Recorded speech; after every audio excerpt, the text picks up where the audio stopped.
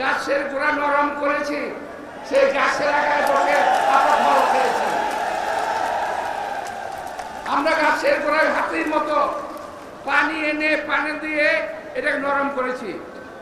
2 দিনেই হাসিনার পতন হয়ে যায় নাই।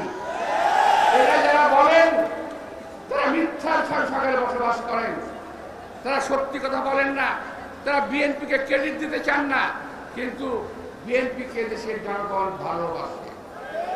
এই দেশের জনগণ শহীদ রাষ্ট্রপতি জিয়া রহমান, যিনি নিজেকে একজন শ্রমিক পরিচয় দিতে ভালোবাসতেন, দেশনেত্রী বেগম খালেদা জিয়া, যিনি একজন শ্রমিকের সহধর্মিণী হিসেবে পরিচিত ভালোবাসতেন।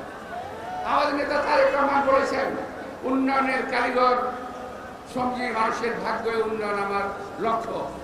সুতরাং এই দেশের মানুষ এই পরিবারকে ভালোবাসে, এই পরিবার ছাড়া অন্য কারোর প্রতি আস্থা খুব কম আছে। তাই প্রিয় ভাইরা, আমি আর বেশি লম্বা করতে চাই না। আমি শুধু একটি কথা বলবো, ক্রেডিট নিতে যাবেন না, একা একা ক্রেডিট নিতে গিয়ে দেশটাকে ধ্বংস করবেন না। আমরা চাই সামনে বিএনপি, সামনে কিন্তু দলের না, শুধু দেশের দুর্দিন কিন্তু খুব মারাত্মকভাবে এগিয়ে আসছে। আমরা ফ্যাসিস্টদের বিরুদ্ধে কথা বলতে বলতে নিজেরাই ফ্যাসিস্ট হয়ে যাচ্ছে কিনা একটু খেয়াল রাখা দরকার।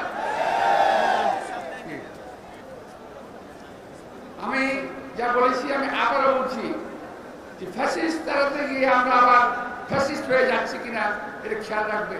আমরা বলতে কিন্তু বিএনপির কথা বলি নাই, সবার কথা বলছি। এক একজন এক এক কথা বলছে, কেউ কারো কথা মানছে না।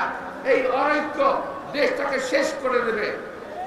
এরই মধ্যে আপনি খেয়াল করে দেখবেন, আওয়ামী ফ্যাসিস্ট সরকার ভারতের সঙ্গে মাঝে মাঝে চুক্তি করে আসতো, সেই চুক্তিগুলো আমাদেরকে বলতো না।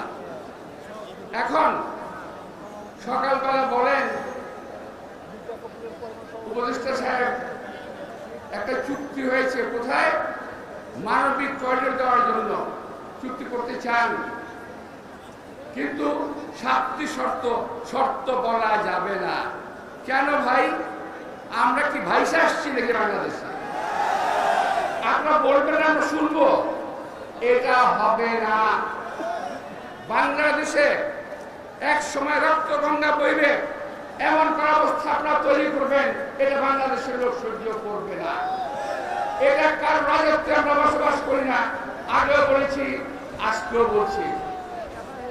এটা জনগণের কথার বাইরে কিছুই হবে না।